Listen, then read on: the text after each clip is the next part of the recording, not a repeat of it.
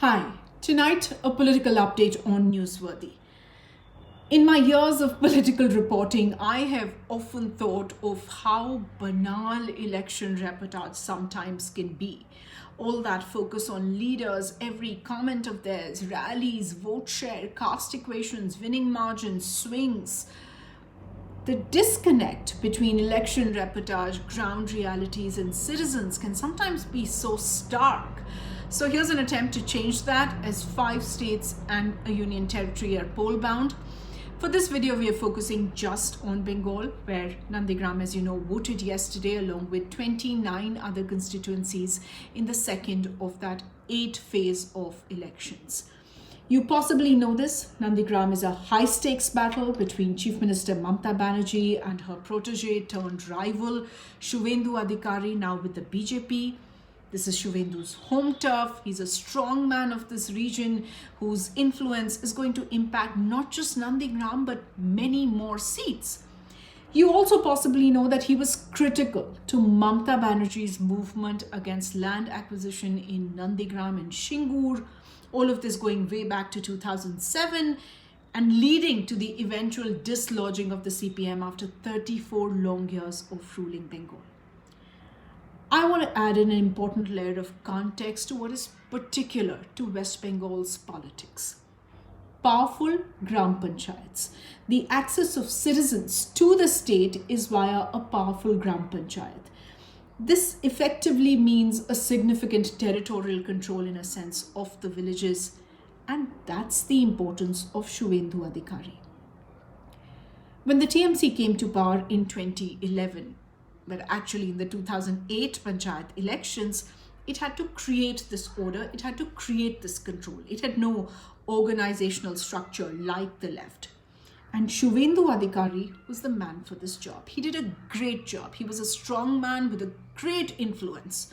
And that is why the BJP has been so openly welcoming of these tough men like Adhikari who defected from the TMC. They needed this ground level control.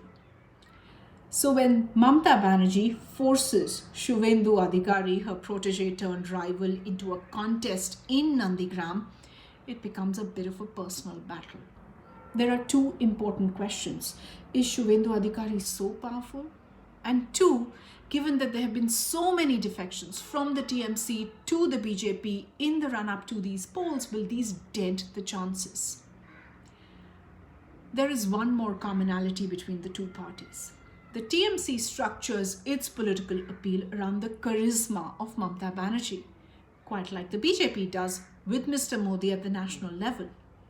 Adhikari and many others understood that, and so this election has seen a communal polarization.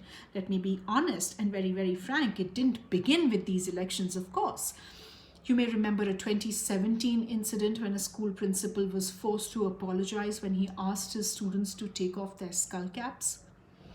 Now, in this campaign, Shuvendu Adhikari has repeatedly referred to Mamata Banerjee as Begum, saying Bengal will turn into a mini Pakistan. Hindus will not be able to wear dhotis and tilaks or do Durga Puja immersion. It's actually a tad shocking because Shuvendu Adhikari in his TMC avatar was actually popular with the Muslims. There have been other comments and talks of love and land jihad. And frankly speaking, some awful comments like the Bengal BJP chief saying Mamata Banerjee should wear shorts if she wants to show off her foot injury, or Maua Moitra calling the BJP depraved monkeys and chotiwalas. And not to say that Chief Minister Mamata Banerjee has stuck to point or to her messages of governance and her performance, for which there is a big question mark. The day she filed her nomination, she spoke about the BJP's 70-30 formula. 70% Hindus, 30% Muslims. There have been visits to temples. She ended the Nandigram campaign talking about her Gotra and how she came from a lineage of Brahmins. So clearly, the battle, in a sense, is for the 70, not the 30. Imagine the quality of discourse, and we have 6 more phases to go. 3 incidents from yesterday are definitely noteworthy. One involved stones being hurled at Shubhendu Adhikari's convoy, no one was hurt. The other was Mamata Banerjee being confined to a booth for 2 hours after there were allegations of booth rigging. She made SOS calls to the governor and the police as unruly groups, rival groups, were chanting slogans outside. The BJP called it theatrics, but the videos of Jai Shri Ram chants are all over the internet. And the night, well, it ended with images of an EVM being found in the car of a BJP candidate in Assam. That state is also poll bound, as you know. The Election Commission has responded to the Banerjee incident by saying that it observed no disruptions in polling. And to the other charge of the EVM in Assam, the Election Commission has admitted to a break in transport protocol. It has suspended a few officials and ordered a repoll in the Ratnabari Assembly seat. I'm going to stop here for today. The next phase of polls for Bengal is the 6th of April, and it's unlikely that the discourse will change to anything more substantive. We'll keep doing these focused election wraps for Bengal and the other states, bringing you the politics but also the people. Tell us if this has been worthy or what we could do differently. This video was always in the cards, but some of you specifically requested for it. All you have to do is drop a line in the comments or in our DMs, and we'll definitely consider it. Also, to head to our bio, there's another way you can support us. From our entire team here,